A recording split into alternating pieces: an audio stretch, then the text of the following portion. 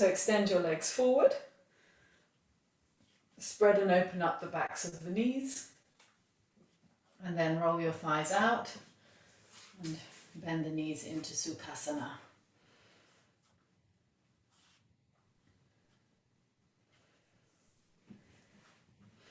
And then take your hands and just move the flesh of the buttocks out to the side so you're sitting right on the sitting bones. And then rest your legs down and ascend your trunk up. And then just get a sense of whether your groins are softening downwards. Especially if you've been sitting on a chair a lot, sometimes the groins are hard and the lower back is tipping down. So you may need to sit up higher, not because you have stiff hips, but because you need to soften the groins. So just as we sit here, get a sense of whether you're able to release the inner thighs down. And then ascend your trunk, spread the chest, and fold the palms at the heart. Lift the breastbone, broaden the collarbones, close your eyes.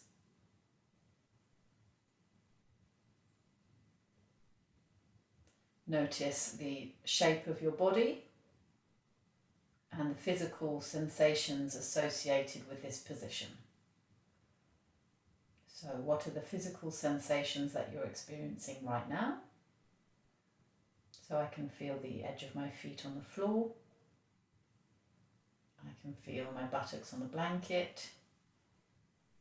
I can feel my t-shirt on the skin of my arms.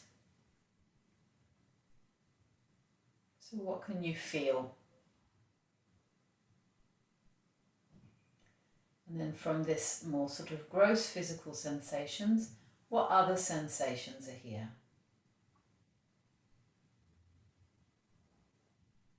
Can you feel the softening of the inner groins down? Can you feel the lift of the skin of your lower back?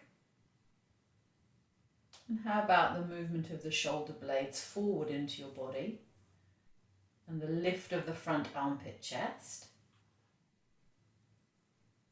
Continuing into the breadth of the collarbones and the trapezius drawing down and the sides of the neck then lengthening up. And as we continue to refine or polish even more, relaxing the jaw from the ears, relaxing the root of the tongue, and letting the eyes rest back and down towards the heart center. So Sukhasana is a relatively, on the face of it, quite a simple asana. So we're able to refine and polish more easily because we're not, for example, standing on one leg, tied up in knots, upside down and back to front. However, the asanas tend to make the body.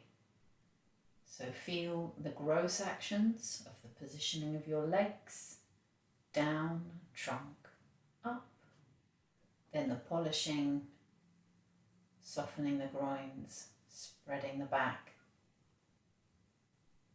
relaxing the jaw, the tongue, the eyes, and looking down into the heart center. So we're positioning our body and our attention.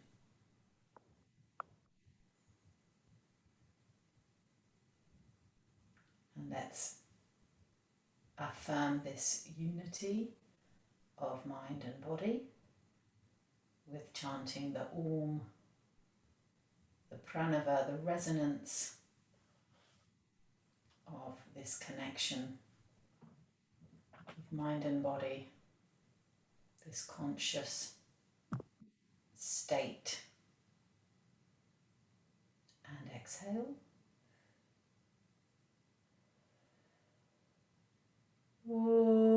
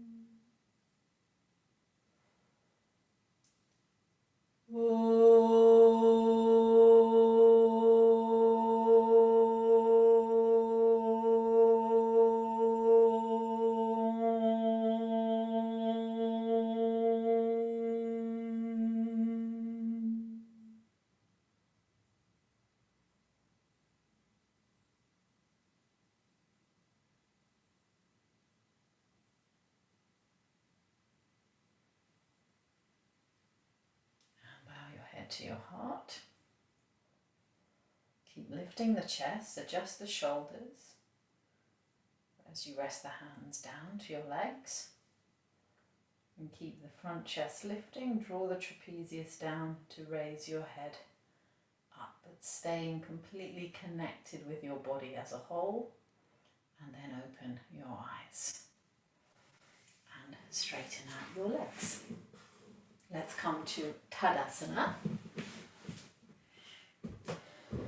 I'm going to just adjust my camera so you can see my arms.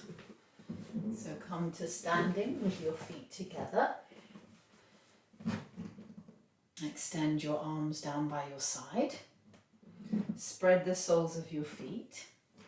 Have the inner edges of your feet touching, but try not to have these little bones of the ankles pressing against each other. They shouldn't collide. They should be separate. And then squeeze the outsides of the shins in. Engage the thighs. Feel the lift in the front of the pelvis. So these bones here, there's a sense of them lifting. And then the coccyx is into the body. That doesn't mean that we're tucking the pelvis under and doing anything like that. It's about just moving the coccyx in. So it's like a small lift almost around the anus. It's a lift rather than a tuck.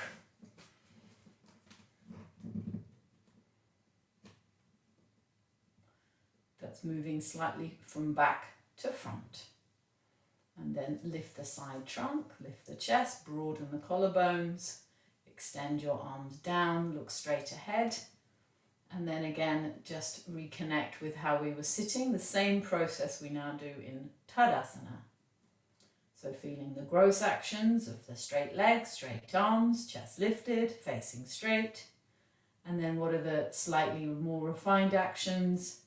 Ankles in, shins in, thighs up, hips in, waist long, armpits up, collarbones broad, fingernails down. And then even again, let's polish a bit more. What else are we exploring here? Backs of the thighs broad, navel broad to the waist, jaw relaxed, tongue relaxed, eyes steady. And then begin to feel your body breathing.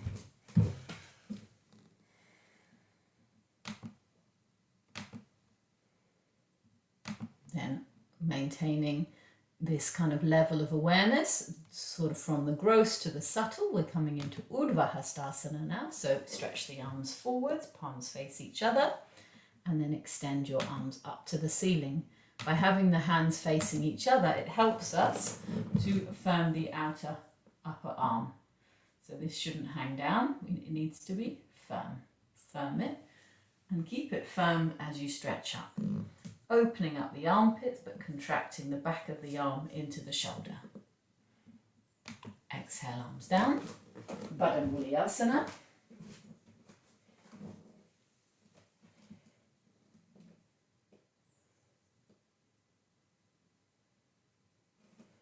So some of the things are staying the same, aren't they? The legs haven't really changed much, so we're still maintaining all that we had before, but we're just changing the arms.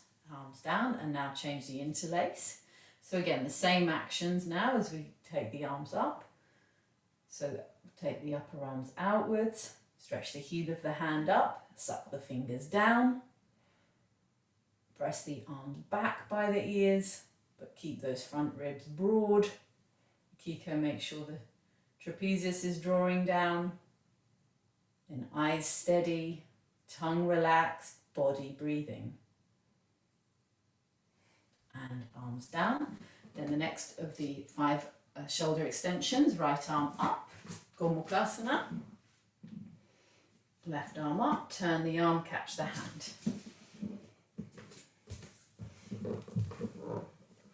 So we start by doing the pose. We do the posture. Our mind is telling our body what to do. So left arm in line with the side of the body. So don't let the elbow come behind your head.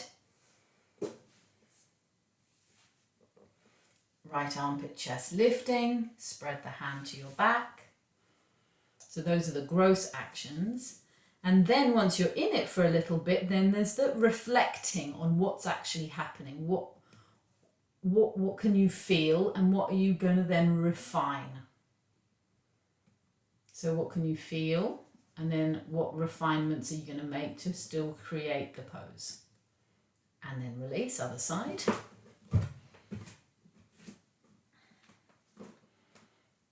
So take the right arm up, left arm up, spread the palm on your back, extend the right arm, turn it to face the back, bring the hand down. So do the pose, the gross actions, and then look with your mind's eye, feel with your body's eye what's happening, and what do I know of the posture, and what is my body doing, and then you start to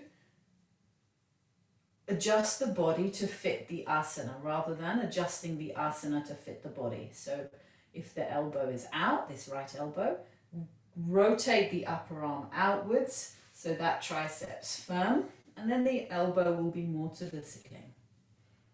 The head might be tipping forward. So move the dorsal spine in, lift the front chest and keep the head back. So it's level. And then release. Back to Tadasana. Again, reaffirming all the actions of the legs. So a lot of asana work is kind of building blocks. So we've created the actions of the legs, and now we're building by adding actions of the arms which affect the chest. Next one, Garudasana. So extend the arms wide, take the right arm on top, cross the elbows, intertwine the arms, stretch the fingers to the ceiling and spread your chest. So we're still aware of the legs, but we're adding the work of the arms. Then notice after you've done the doing, the creating of the shape, what's actually happening. What's your body telling you? What are you feeling? Perhaps your shoulders are really up high. So can you draw the shoulder muscles down, the trapezius down, and spread your upper back some more? And then when you do that, what does it feel like for your neck? Do you suddenly get this feeling of, oh, actually now I can lengthen my neck? So every action has a consequence. And release. And the other side. Cross the elbows, cross the forearms, turn the palms, and stretch.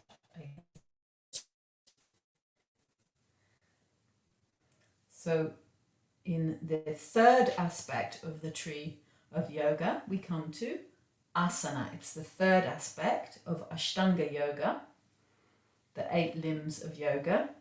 First one was yamas, yama, social observances, how we live in the world. They're the roots.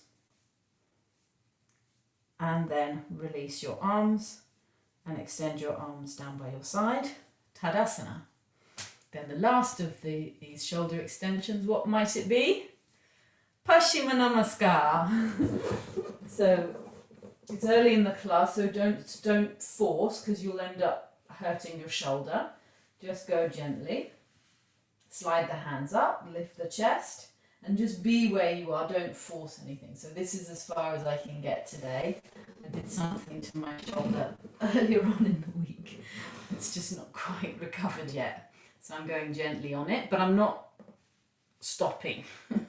Anyway, so from yama, we then have niyama, which is the trunk. It's the juice. It's the it's the juice. It's the nourishment. It's how do we care for ourselves. So cleanliness, purifying thought, word, action, having time for ourselves, brahmacharya, but also having burning zeal, tapas, to carry out our soul's desires, and the devotion and the faith to do it. So now we come to asana, yoga postures. So feel the limbs. What's happening in your shoulders? Are the shoulders coming forwards, chest dropping? So can you press the hands together, lift the armpits, and spread the collarbones and roll the shoulder bones back? Good. And now feel what it's like to breathe with your body in this position. So this is the effect. It's called the repose. Reflect on the experience, feel it, breathe it, and then gently release your arms and extend your arms down by your side. Now, how does your Tadasana feel after your 5 shoulder extensions? Look straight ahead. Feel your body as a whole and feel your body breathing. So we're aware of the actions and we're also aware of the effects, the resonance. Adho Mukha Svanasana, downward facing dog pose.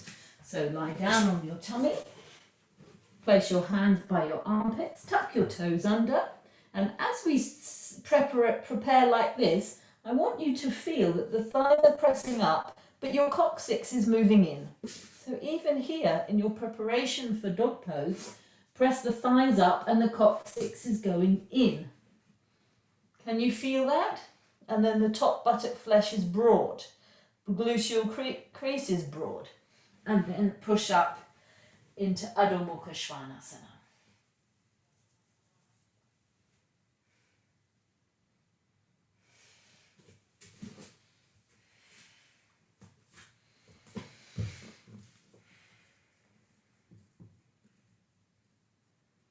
Be careful not to lock your elbows, Ike and Akiko.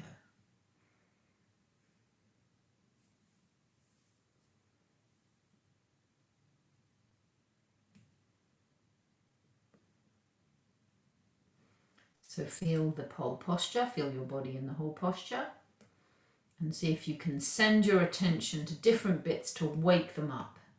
So stretch the heels back, press the thighs back, the front thighs to the back thighs, and move the hips back. So you're starting to wake up the body using your mind. And then bend your knees, step forwards and stand up. Grab your chair. If you don't have a yoga chair, don't worry, you can use the seat of a normal chair. So we're actually going to use the bar on the chair. So some chairs have a bar at the front, yoga chairs this is, and some yoga chairs have the bar at the back. We're going to use the bar, it doesn't matter if it's at the front or the back. If you've not got a yoga chair, then you can use a normal chair. Place your hands on the seat of have the chair at the wall. Place your hands on the seat of the chair, and then you step back. If you're going to use the seat of the chair, you've got to have the chair the other way around. So, chair the other way around. If you're using the seat of the chair, you place the hands on the seat of the chair and step back into dog pose, okay? But if you're using a yoga chair, you want to have the bar facing you. So that's why I turned it round, yeah. Because most of us don't have a bar on the front. Yeah, okay. And then place your hands on the bar, make sure that the chair is fixed at the wall, and step back into dog pose. So it's like chair dog pose, but the hands are much lower, but we get a little bit more openness in the armpits. You can stretch the fingers, so don't even hold the rung. You can stretch all the fingers and spread the heel of the hand on the rung. Rotate the upper arms outwards and get some access to the dorsal spine, neck spine. But keep pressing the legs back. And then with all the doing, also observe, feel, so that that feeling can then help you with any further refinements, any further actions.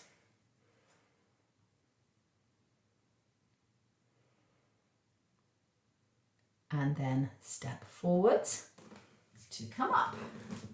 Then grab a foam pad.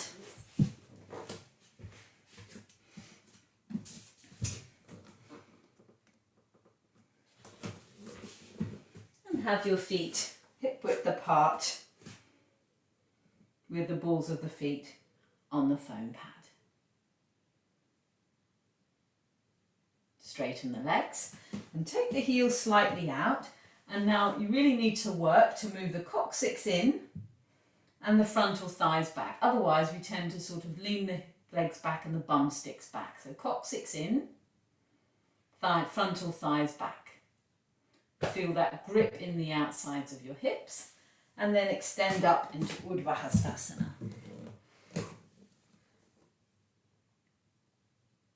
Arms down, step off the block. So those of you who don't have a yoga chair, you're going to repeat with that block. And those who have a yoga chair, you're going to tip your chair onto its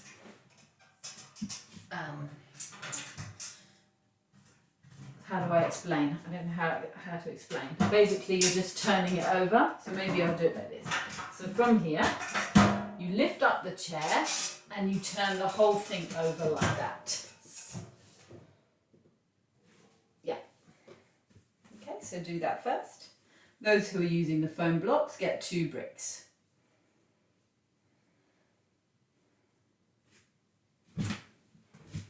Okay, and those who are working with the yoga chair, if you've got a brick, you're going to place it on that bottom bit of the chair. So I'm just going to talk through the people who are working with the foam pad, and then I'll show with the chair.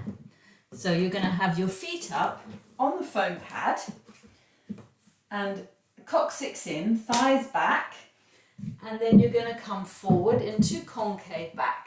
So with the feet up on the block, you get a really good stretch of the calf down to the heels, and the backs of the thighs spread up to the buttocks. But Louise, when you do the recording, make sure that you're not pushing the knees back.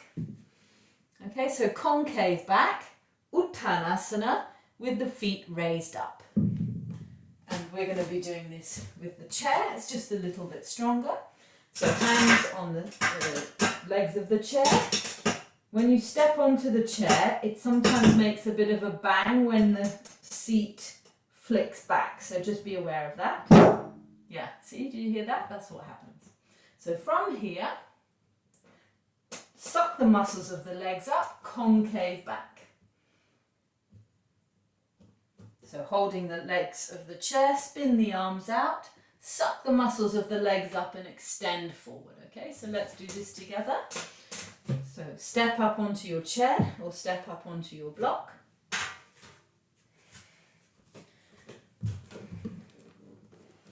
And hold the legs of the chair or the block. Then suck the muscles of the legs up. Oh, have you got a brick? Is that a brick, Akiko? It's quite high up. Yeah, it's okay. Spin the arms out. And lengthen the chest forward. Good.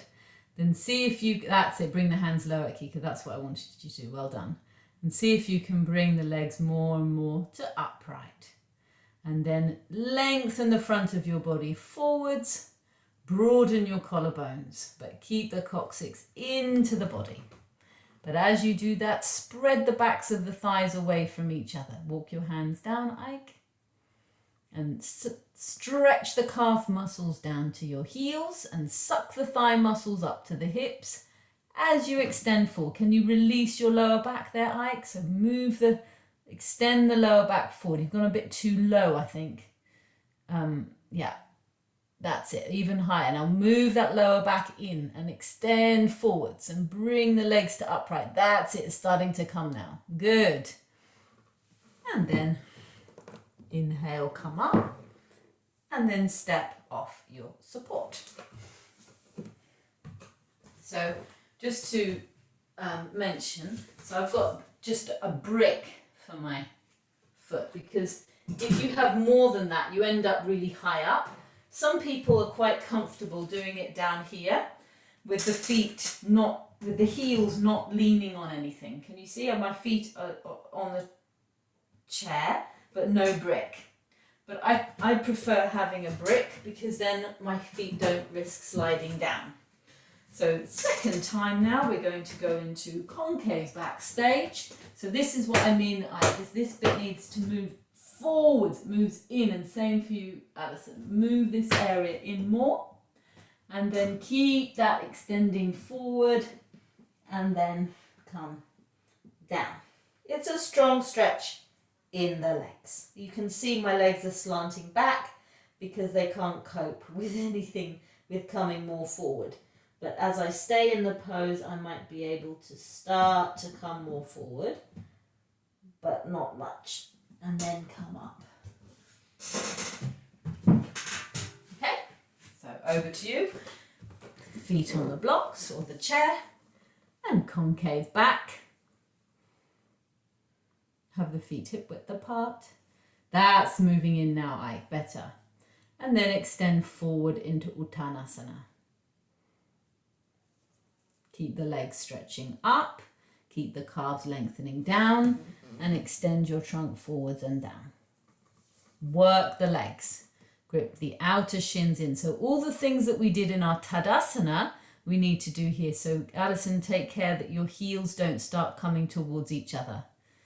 Take the heels out, that's it. And if it's more comfortable to do just the concave back stage, then feel free. Akiko, are you going to come into the final stage? Is it too strong on your ankle? So you listen and feel and do what's right. Then exhale, and then we're going to come up out of the pose. So come back up to concave back. And then inhale to come up. And step off your chair or your support. And then spin your chair back to normal. And let's leave it to the side. Oh no, actually, we're going to use it straight away for single leg extension. I always put a mat on the top of my chair because I don't want to mark the wall, because I've got loads of like little silver marks all over the walls because of the chair. But you don't need to have a mat there. You can have blocks on the seat of the chair, but those of you who are more flexible, you'll be having the heel on the bar. So single leg raise to the chair. So those who need to have a lower support, you're facing the support, and you're raising the right leg and stretching both legs. So we're trying to aim for about 90 degrees angle between the legs. If you're able to, you're going to take the foot up onto the top bar with the blanket or the mat on top and the foot against the wall, because this is more 90 degrees. But if that is too strong, then have your feet lower. Then have a look at the screen and check that your standing leg is upright. See, my standing leg is not upright, it's still leaning. I have to come in more. And then press the front thighs back, coccyx in, and straighten the lifted leg. So see if you can position your body to begin the experience of the asana. So the asana only begins with the placement of the limbs. Remember, asana is a seat. It's a position of integration, contemplation. So there's the doing of it, and then there's the reflecting on what's happening and the being in it. So what can you feel is first sort of brush strokes. What's the brush strokes of this pose? Make sure that the left toes are pointing straight forward rather than turning out to the left, so that the inner thigh can move back. So just see if you can get that relationship. Look down at the left foot, check that it's pointing straight, and then because it's now pointing straight, you can move that inner thigh back, and then the back of that thigh can spread from the center to the outside. Good. Holding the strap with both hands, extend both legs. So is that lifted leg straight? Can you suck the leg back into the hip socket? And then the sacrum is even at the back. So your body is parallel to the wall, and the leg, lifted leg, is perpendicular to the wall. And change legs. So each posture has a shape, and we start by making the shape.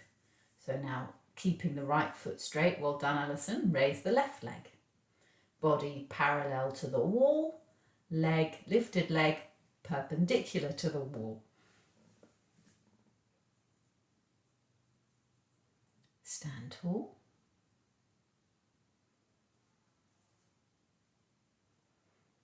So press the standing thigh back, stretch the calf down. So it looks more lifted on this side, Ike. I'm not sure whether that's your experience.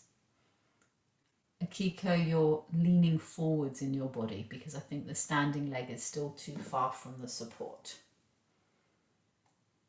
Your whole trunk is leaning forward. Don't lean forwards. Be upright. Better.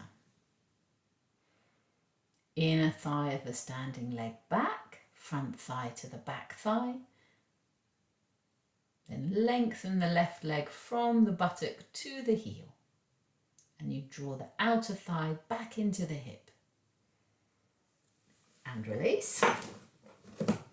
Now without the belt, we're going to place the foot on the edge of the chair. So have a look here. It depends on what kind of chair you've got, but you're going to see if you can actually put your heel right on the edge. Can you see? It's on the edge. It's not on the top because otherwise it would slide. It's on the edge of the seat and the standing leg is back, but this time the toes are turned out slightly. So the heel of this foot is in line with the heel of that foot. And then you're standing upright. So you've still got your right angle. It's the same shape, but it's at an angle. And then stretch up to the ceiling. So we're moving towards Parsvottanasana. Right leg up on the support. Let's go. You were right, by the way. My left feel better because usually that's my easier side.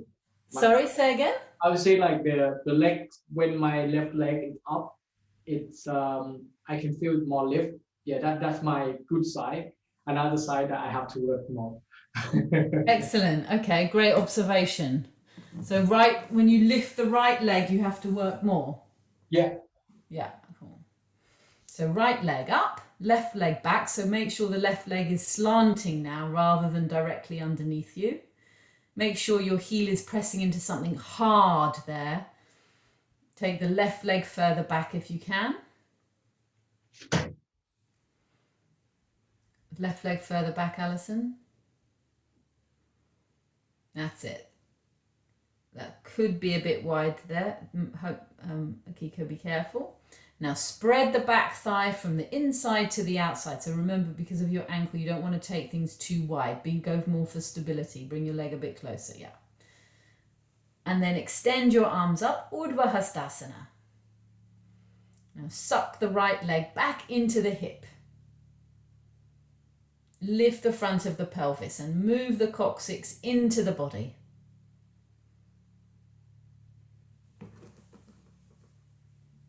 Create the pose, and then within the pose there is the repose, the reflection, the feeling. Can you feel your body breathing in this position? Extending your awareness all the way to both feet and to both fingertips. And release. Change legs. Yeah, that's how I come out of it. I push the foot on the chair to bring it back to the standing leg. And now raise up the left leg. Right leg back. Make sure the heels are in line. Coccyx in. Leg straight. Suck the left leg into the hip. Extend the arms up. From the feet. From the feet, from the legs, from the lift of the trunk, extend the arms.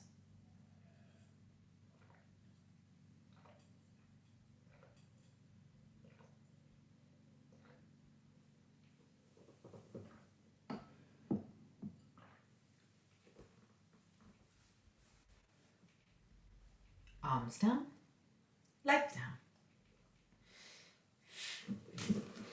Now, Parsvottanasana. We're going to use the chair because it's really nice for the forward extension. So with the right leg forward, now the foot is on the floor rather than up on the lift.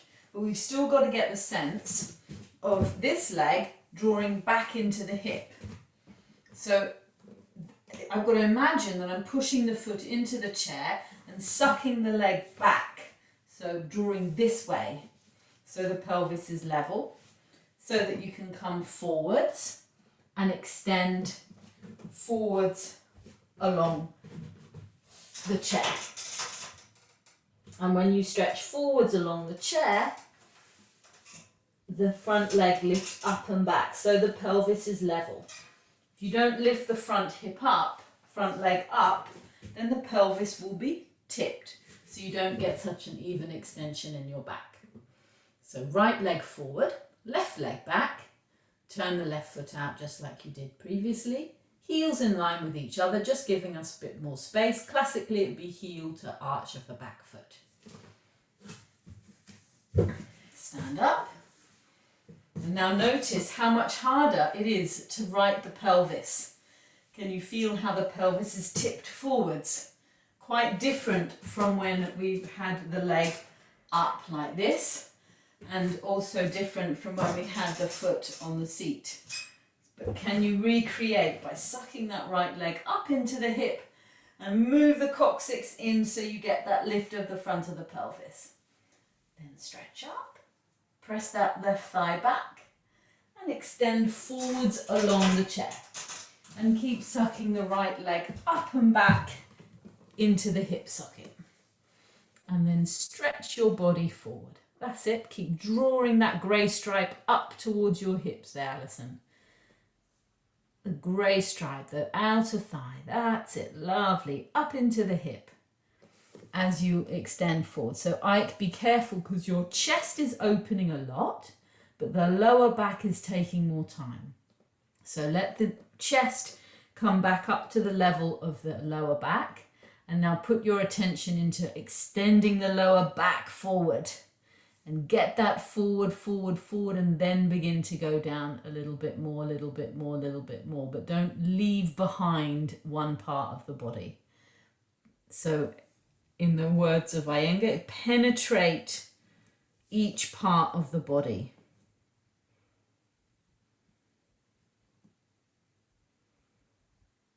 With your attention, with the actions of the asana. Which part of the body is not working? Which part has not been penetrated by the mind? Then work on that spot.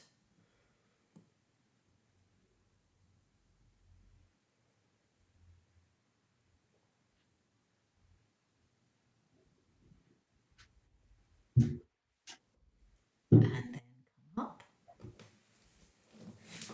Bring your arms down and join your legs. Good, other side. So right leg out, left leg forward. Heels in line. So how do we access the lower back? It's quite an interesting thing because if the lower back is not really moving, it's because we're not connecting the legs to the pelvis.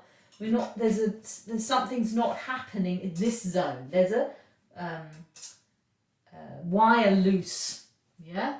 So concave back to suck the leg up, coccyx in, sacrum in, and extend forward. And those inner thighs, like I was saying earlier, have to move back. And keep the inner thighs moving back and extend that lower back forward to come into the posture. Have a go on your own. So try concave back stage first. See if that helps you to connect the legs into the hips. Coccyx into the body. Body forwards. And then lengthen that lower back. But keep the stability of the legs. So your legs are so stable that you can then extend your back. You can extend your lower back. So this is why there's building blocks in postures. We work the legs to extend the trunk. And then you can extend along that leg and rest the head.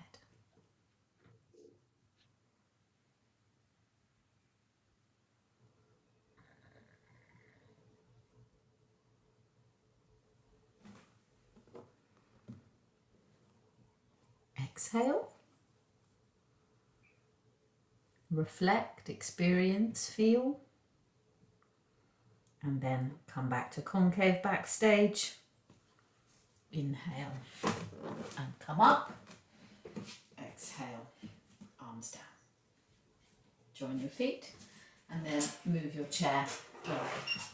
So when every posture has its own kind of time frame. And when we work with a chair, for example, it's much easier to hold the pose for a bit longer, wasn't it, than if we were doing it in the middle of the room. So the way that we do the posture, the length of time affects our experience of it. So let's continue now with Adho Mukha Svanasana and Ekapada Adho Mukha Svanasana. So let me quickly show you, just to clarify the shape of the pose. So from Chaturanga, you're going to come up into Adho Mukha Svanasana, then you're going to bring the feet together and then stretch the right leg up. And as you can see, I'm making the same shape as we were doing with the chair, but my body is in a diagonal and my leg is at another angle, but the shape is the same if I was to cut and paste my body. And then bring the leg down and then the other leg. So just try it for sides. Lie down. Chaturanga. Position, thighs to the ceiling. Coccyx in. Exhale. Adho Mukha Svanasana. Feet together. Right leg back. Make a long line.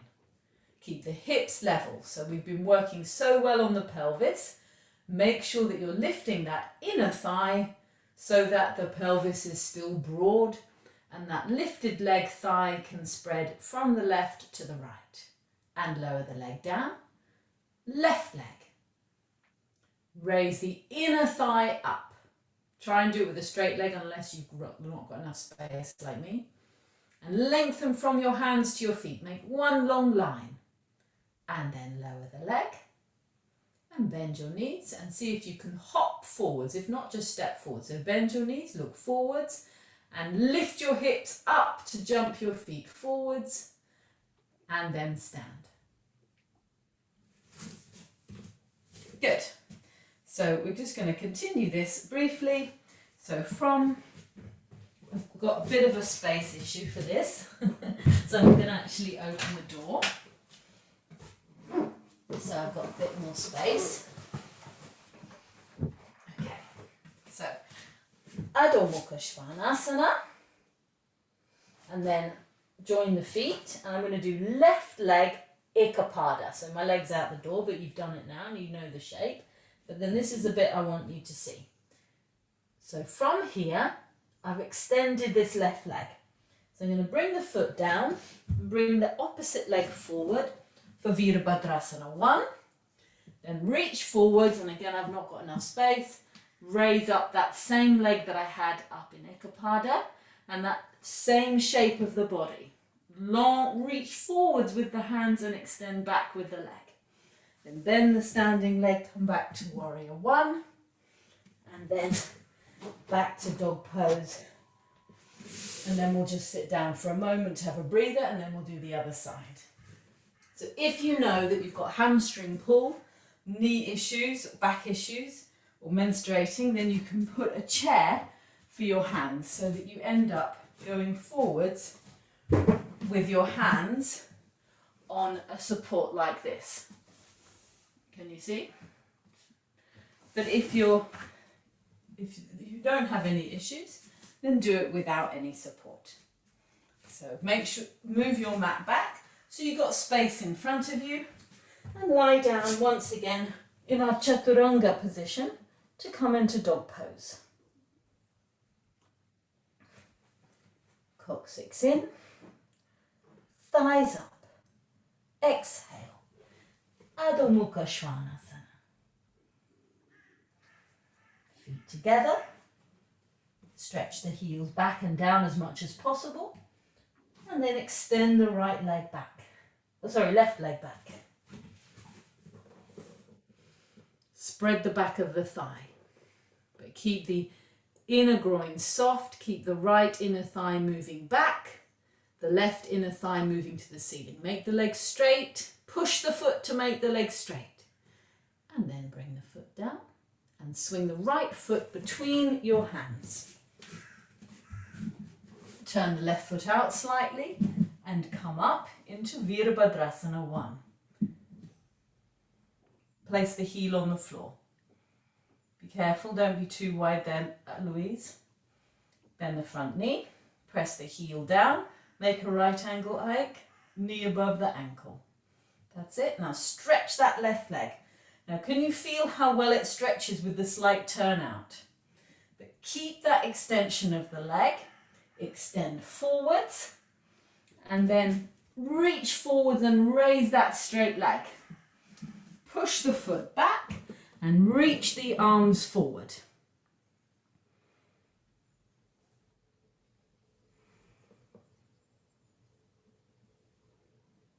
Exhale, bend the standing leg, take the foot down, come up into warrior 1, stretch up to the ceiling,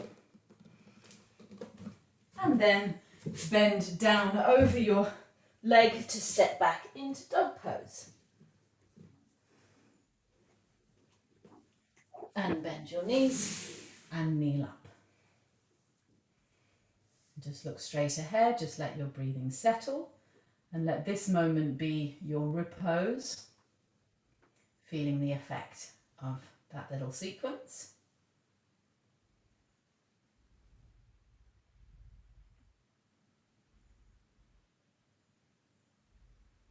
And now the other side. So we're going to stretch the right leg up in our dog pose. So lie down on your front, press the thighs up, coccyx in, exhale, Adho Mukha Svanasana.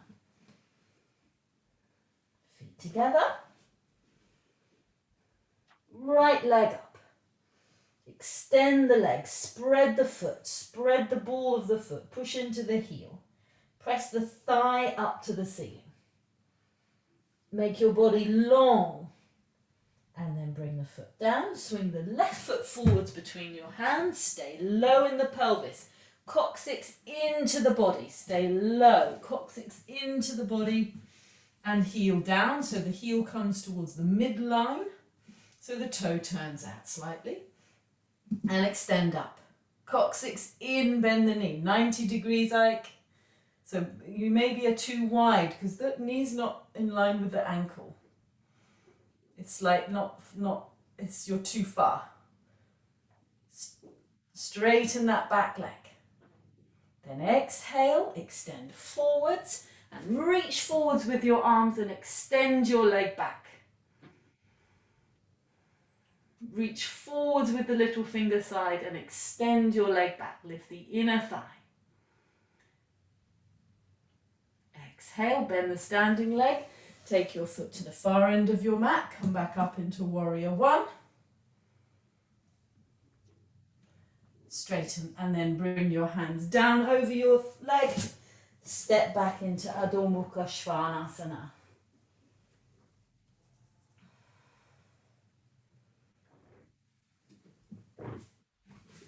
And then kneel down. And feel the effect of that sequence.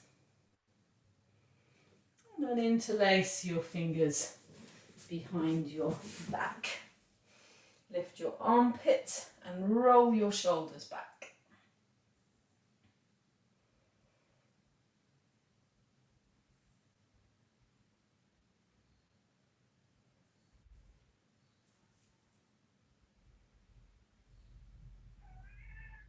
And change the interlace.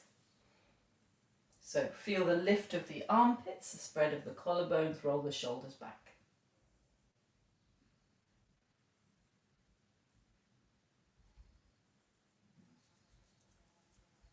And release. So we're going to come to Bhujangasana, serpent posture. So I'm going to adjust my camera so you can see more of the floor. So in this posture, snake posture, like a king cobra, the body, like the body of a snake, is on the ground. And I'm going to have my legs apart because that's going to help with the breadth of the backs of the thighs and the inner thighs coming up to the ceiling. So this spread is really important. But keeping this spread, I'm going to stretch the feet straight back. And I've really got to stretch the feet, bring the top of the feet down on the ground. So it's not like this. Stretch the feet. And then bring the hand, you're going to bring your hands near your armpits. And then the coccyx moves into the body and slightly forward. And then you lift the pubis towards the navel, navel towards the breastbone, and then broaden out towards the collarbones and lift the armpits up. So the legs are extending back as if my legs are double the length. And the tailbone is drilling into the body, and then I'm lengthening the front of the body to come up. So there's no discomfort in my lower back at all. Let's have a go.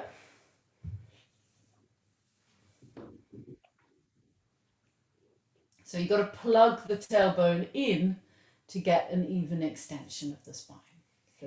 First of all, rest your head on the floor and just spread the backs of your thighs near the buttocks. This is called the gluteal crease.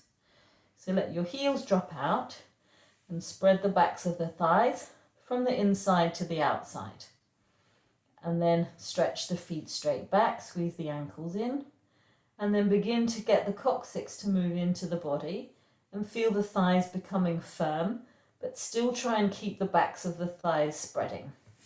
Then bring your hands near your armpits, elbows in, shoulders up and back, then coccyx into the body. Pause, lengthen the legs back more, and then lengthen the front of the pelvis forwards and up. Go slowly so you can really feel the movement happening, making sure that the shoulders are rolling back strongly. And lengthen the front body. Coccyx in, forwards towards the pubis, and then lift the front pelvic rim up, but the pelvis still stays on the floor. Shoulders back, collarbones broad, armpits lifting. Exhale, extend forwards and down. Same again, just have the feet a little bit narrower. So make sure that they're not wider than hip width. Outer ankles in.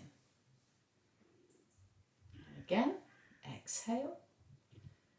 So now with the whole posture starts from this positioning, and then as you go into it, feel it more like a movement as you go into it. So that movement of the coccyx moving in and the front of the pelvis stretching to come up. Keep that sense that you're not stopping that lifting. It's almost that you're lifting into infinity, and there's still more lift in the armpits, and you're still rolling the shoulders back some more.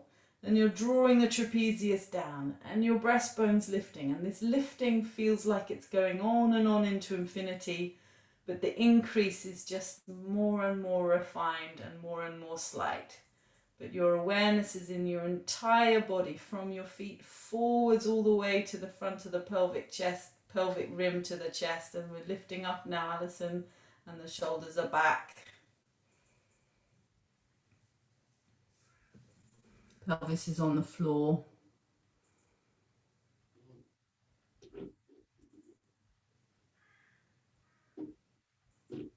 Exhale to come down. And then push up to kneel up, sitting. And then have a look here. So we're going to go to Adho Mukha Svanasana to Urdhva Mukha Svanasana. So Urdhva Mukha Svanasana is quite a different shape, but what I want you to feel the connection is this work of the tailbone and this lift of the front of the pelvis. Because if this is not lifting, then the pose, your posture, so if you're standing, so if you're lying on your front, if this is closed and this is sticking out, so if you're doing the posture, so imagine I'm on the floor, if the bum is out and the pelvis is dropping and connected to here, and then you're arching up, where's it going to go? It's going to go in your lower back. So we need to plug the tailbone in, press the thighs back, and then lift the front of the pelvis so that then we can arch up and get the movement in the whole of the trunk and in the shoulders rather than just up in the lower back. So I know it's hard, I can't show you with my own hands when I'm in the pose. So we're going to do it with the toes tucked under, thighs to the ceiling, coccyx in. So we're going to come into Chaturanga Dandasana for one moment to get that coccyx in. And then from there, we're going to come up into Urdhva Mukha Svanasana. Coccyx in, front pelvic rim lifting, and then Adho Mukha Svanasana. And then again down to the floor. So lie down on your front, spread your palms. Roll the shoulders back, tuck the toes under. Press the thighs to the ceiling, coccyx into the body. Then micro lift up off the floor, but coccyx in. Chest forwards, look forwards. Good, coccyx in, coccyx in, coccyx in, thighs up, better. And then down, then up into Urdhva Mukha Svanasana. So coccyx in and lift up. So you can step your feet further forwards, but keep the toes tucked under. Like move your feet further forwards. Same with you, Akiko, feet forwards, but thighs off the floor, Louise. That's it. You've got to walk your feet further forward. You've got to have your shoulders over your wrists. Shoulders over your wrists, pelvis towards their hands. That's it. Exhale, Adho Mukha Svanasana. Downward dog. Exhale to the floor. Just breathe there for a moment, rest, and we'll do the same thing once more. So just fold your arms, let your heels roll out, let the backs of your thighs spread.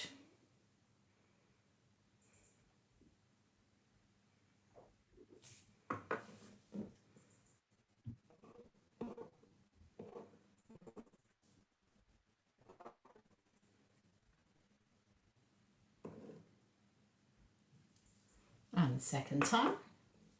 So Chaturanga Dandasana. Press the thighs to the ceiling, then press your hands down, feet down, and lift your body just off the floor like a plank. That's it, coccyx in, shoulders up and back. And then down, so much lower than that, Alison, for the Chaturanga. Coccyx in, Ike. That's better. And then rest, and then from here, from the strength that you've created in the back, come up into Urdhva Mukha Svanasana. So slide forwards, walk your feet more forwards. That's it, tailbone forwards, navel up, chest up, and roll the shoulders back. Press the hands down and lift the side chest. And then feel the pose. Feel your body breathing in the chair. Exhale, Adho Mukha Svanasana. Well done.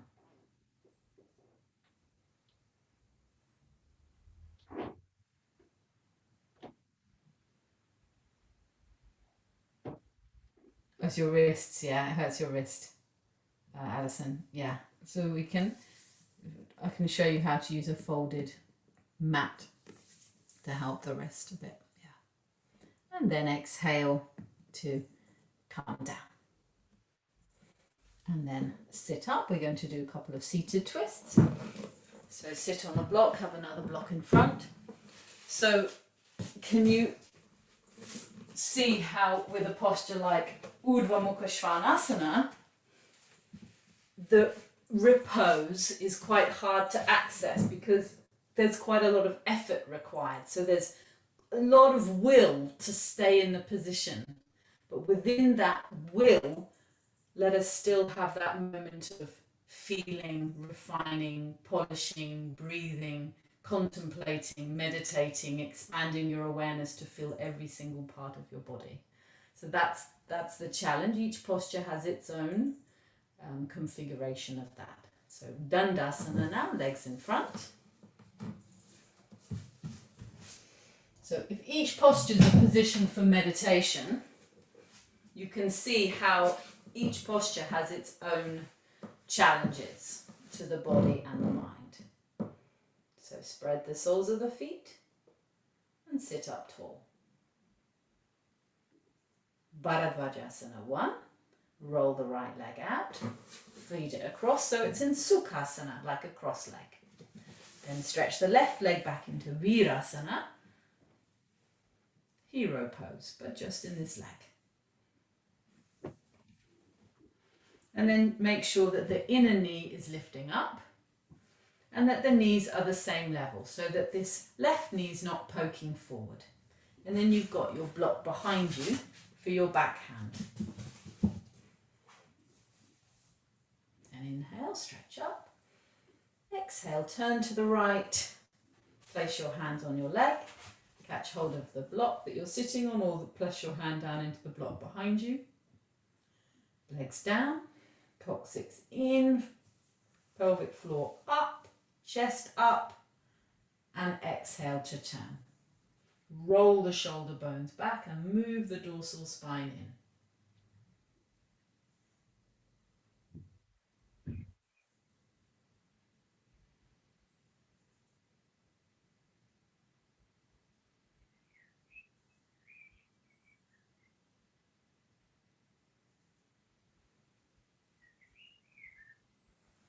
And center. Then the other side. Roll this left leg out. Feed it underneath so it's a cross leg. And stretch this shin straight back and stretch the front of the foot. Coming into a Virasana. Then again, check that the knees are level and the pelvis is as level as you can.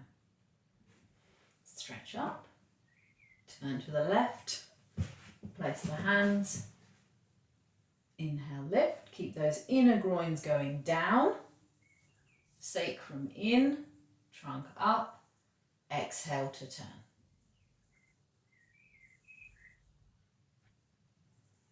Roll both of the shoulders back, move the dorsal spine in and turn some more.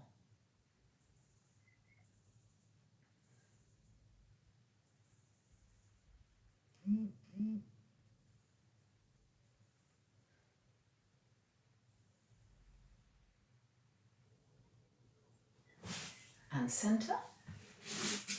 Extend your legs forward, open up the backs of your knees.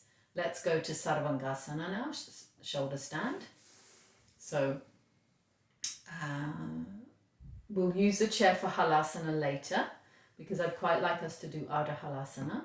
So let's set up for shoulder stand and we'll do Chatush first, then we'll go up into shoulder stand, come down, and we'll do Halasana after that because I think we've got just enough time.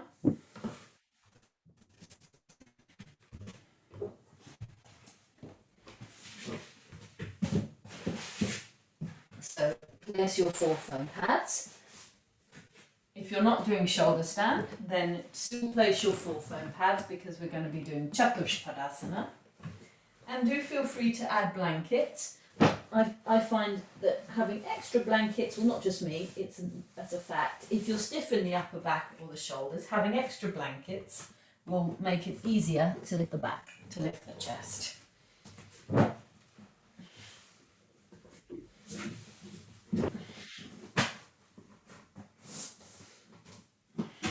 And then place a bolster for your, oh sorry, that would have been loud on the microphone. Have a bolster launch pad. And then just check that that blanket that you've got is a smooth, even edge. So if you see, not everyone does it this way, but I've actually opened it out so that it's wider than the support, so that if my elbows started to separate, they wouldn't come off the edge of the blanket. And then the other thing that I do, which some people don't do, is I actually curve it over the edge of the blocks. So that makes a smooth ledge. And then when you place the mat over, make sure it's still smooth. So, you know, as if it was a 5-star hotel bed. Not that I've been in one since I was a child, but I imagine that's what they would do. So Chatush Padasana, like this. So heels up on the bolster and then lift up. You can interlace the fingers, press the feet down and lift the hips up. Press the shoulders down and lift the chest up. If you feel that the bolster's too slippery, you can put your mat over the edge of the bolster.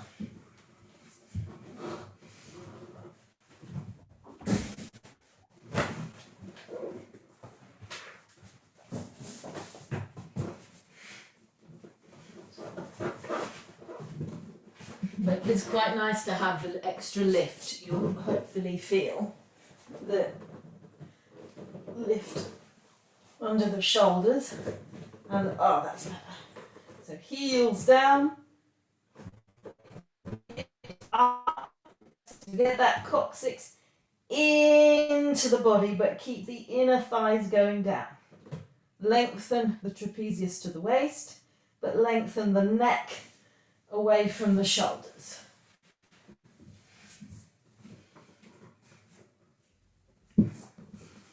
Head on the floor, Alison.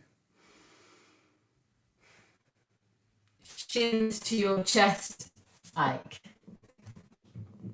Majorly towards your chest. Maybe bring your heels to the floor. The bolster's a bit, the support is a little bit, maybe, I'm not sure, it's maybe too high or... No. I can...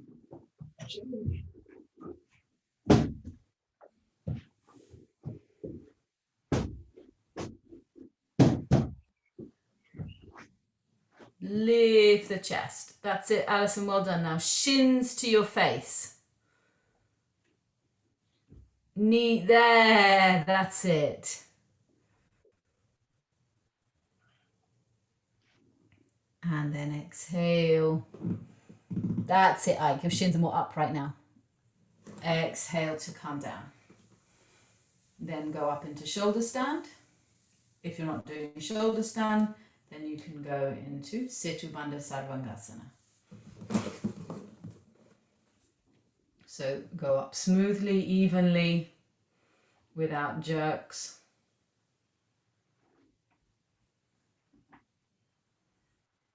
So roll your knees into your chest, so lie down and roll your knees into your chest and stretch your legs up.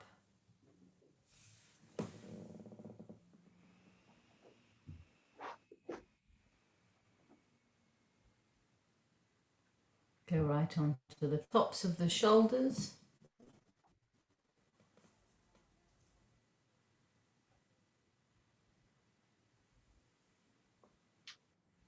Lift the side chest. Lift the outer hip. Stretch the legs up. Then remember those thighs, so move the inner thighs back.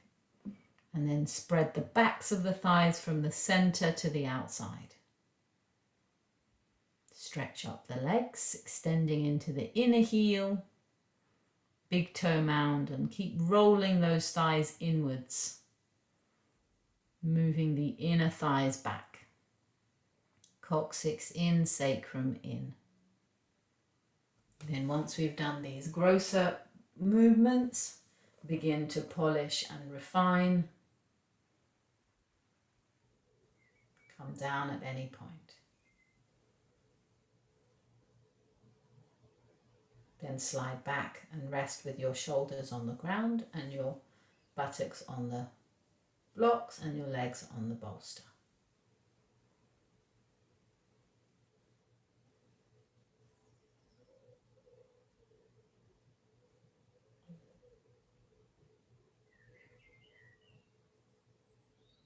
Spread the arms to spread the chest.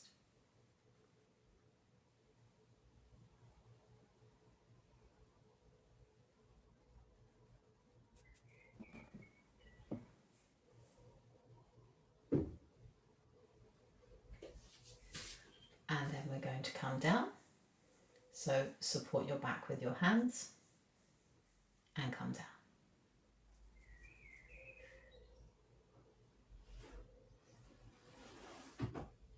Slide back.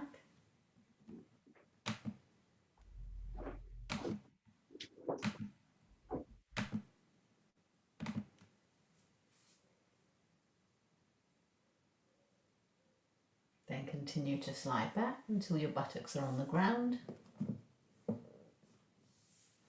And then roll to your side to come up.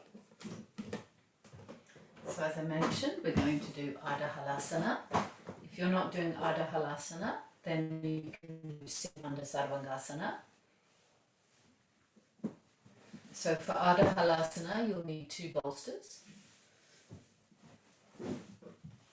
or a bolster and some blankets or foam pads on the seat of the chair. So set yourselves up for bridge pose, Setu Bandha Sarvangasana, lying down with 4 blocks under the buttocks and the feet to the wall. Or you're going to have your bolster next to your chair.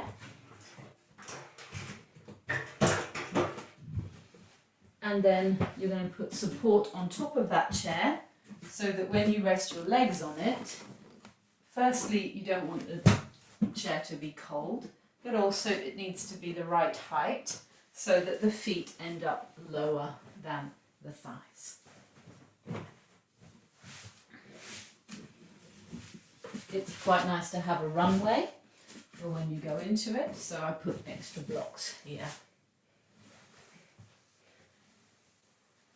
So again, we're not going to stay long, but I just want you to add this to your normal scheme of asanas so it becomes a known rather than a new. So from here, that my neck is really nicely supported on the bolster, and then I take my feet through the chair and rest the thighs on the seat of the chair, and then tuck the shoulders under so that I'm right on the tops of the shoulders. Spread the backs of the thighs outwards, just like we did in our snake pose, and then rest the arms.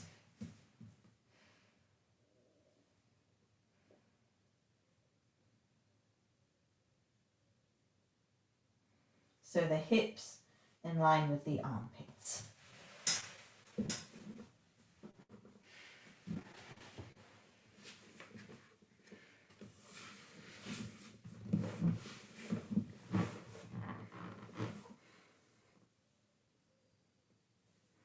Get the bolsters too high, Ike, sorry. Your feet are going up. The feet need to go down. Have you got a bolster for your neck? What's under your shoulders? Is it your foam pads? Use the bolster for your shoulders. And then have the blankets or the foam pads for your legs.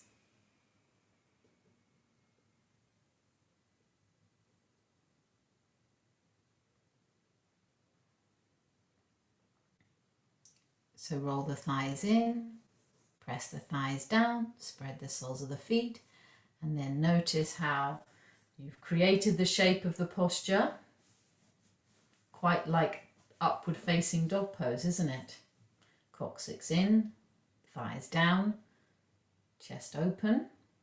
But notice how in this posture, unlike upward facing dog pose, there is more time for the reflection, for the sensitivity, for the observation and the feeling. So because of the props, we have this chance to really integrate and connect mind with body in the posture. It's really too high, maybe okay. Still quite high, but I think it will do for now. Try and get the thighs right on top. As if it doesn't feel great, no, it feels too high. Move it up. Oh, you got blocks. Okay, I was just speaking to Ike. Get the thighs right onto it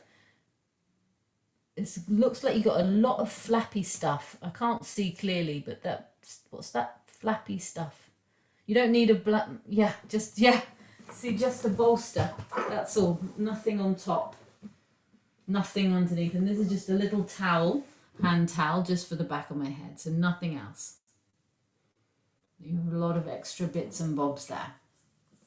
That's it, Akiko. And then let the arms rinse spread. So that mat still is not clear.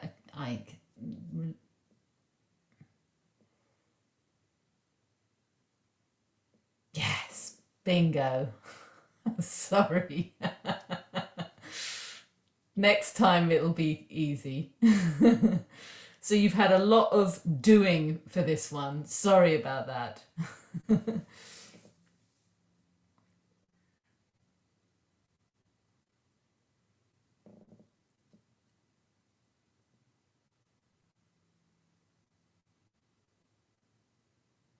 Ah, there we go. Legs are down.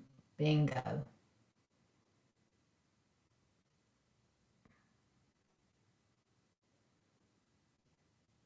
And then spread the arms when you're ready.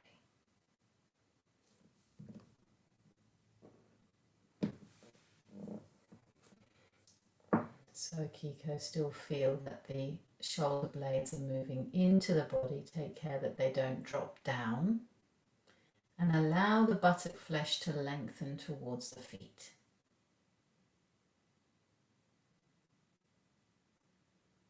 Everybody feel the shape of the posture.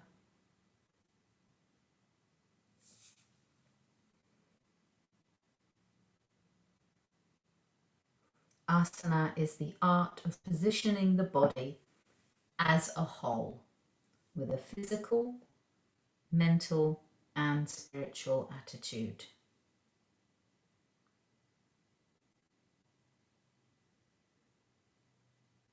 Send your attention to every part of the body so your awareness is embodied.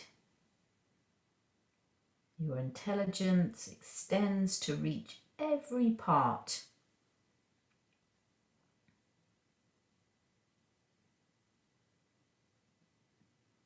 The duality of mind and body are removed in this asana state of contemplation, meditation.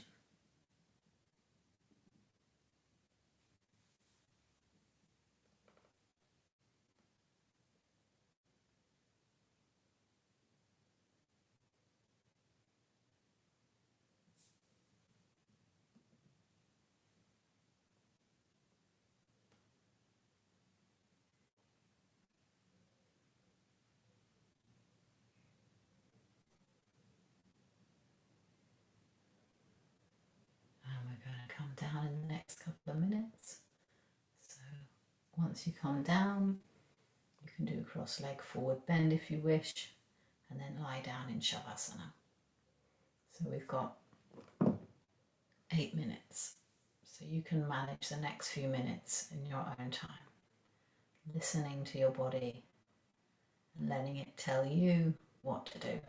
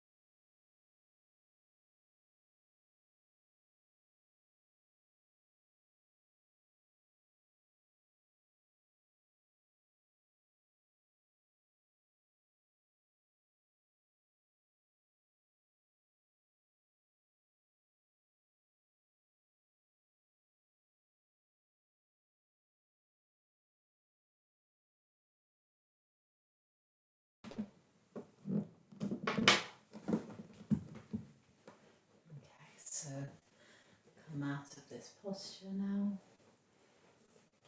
If you're in bridge pose, press your feet down, roll your thighs in, and lift your hips up to move the blocks out. You may want to lift one first to sit on the remaining and continue that gradually till you land up on the floor so that there's no shock for your body changing its shape.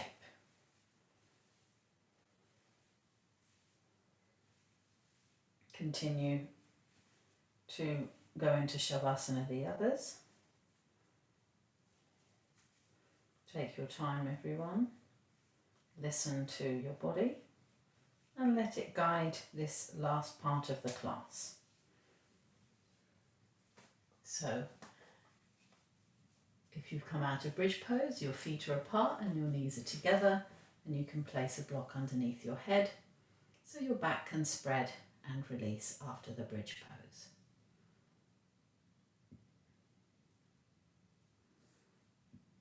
Then before you go into Shavasana, lying flat, you can either do alternate knees to the chest, or do a cross-legged forward bend, or simply lie flat. Different people at different times need to end in a different way. So by listening, you can feel what's needed and then release the legs away from each other, release the arms away from each other.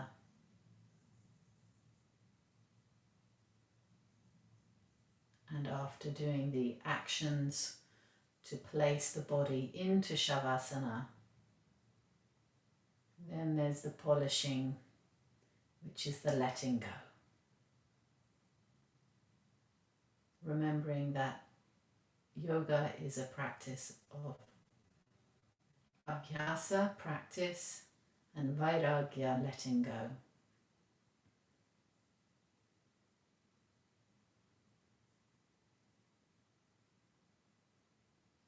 So soften the skin, relax the muscles, rest the bones, and allow the organs to function well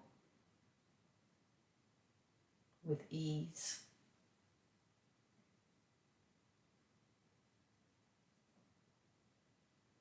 Let there be peace throughout the body planet.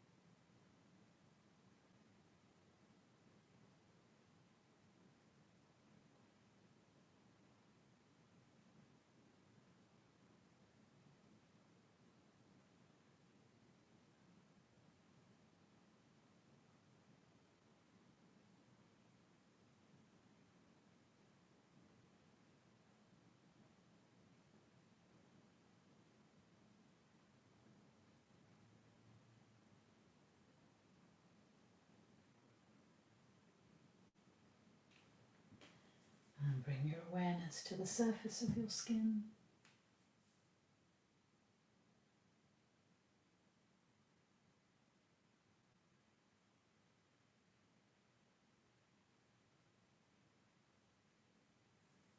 If you want to continue your Shavasana, if you feel you're only just landing, then feel free to stay lying down.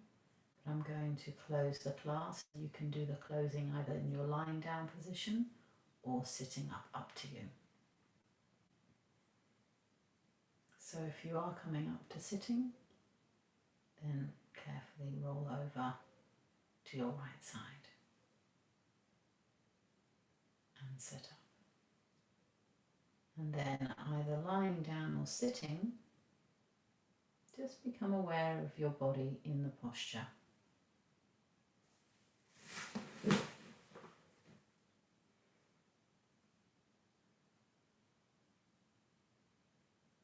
Feeling the physical sensations of your body in this posture.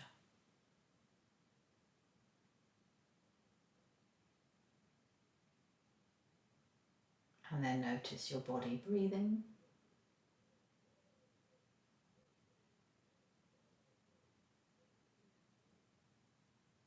Feeling your breathing in your tummy and your chest. But as we go towards this observation and reflection, make sure that we're still doing the posture. Be careful that as we begin to go more to the meditative states, that the posture doesn't start to crumble. So let's stay very present here in our bodies, in a Sukhasana with the chest lifted, with the face lifted.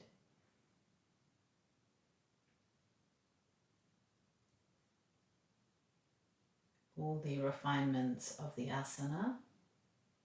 Then feel your body breathing, and then the movement of the air in your nostrils.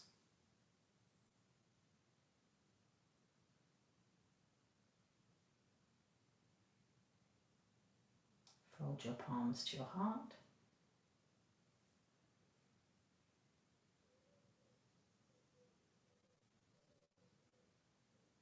So we shift from being the doer to being the seer.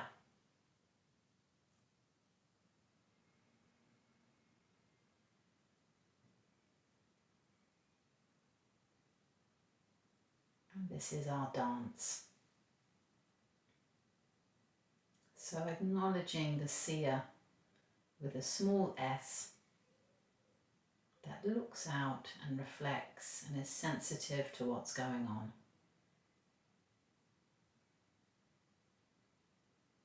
Breathe here.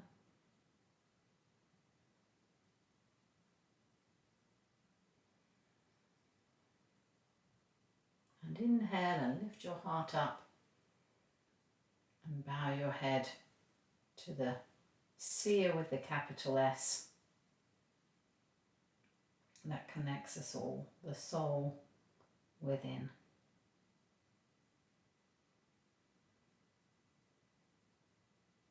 And then rest your hands down, open your eyes and raise your head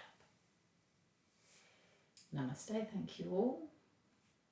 So that brings us to the end of the third aspect of the tree of yoga. So next week we've got Pratyahara.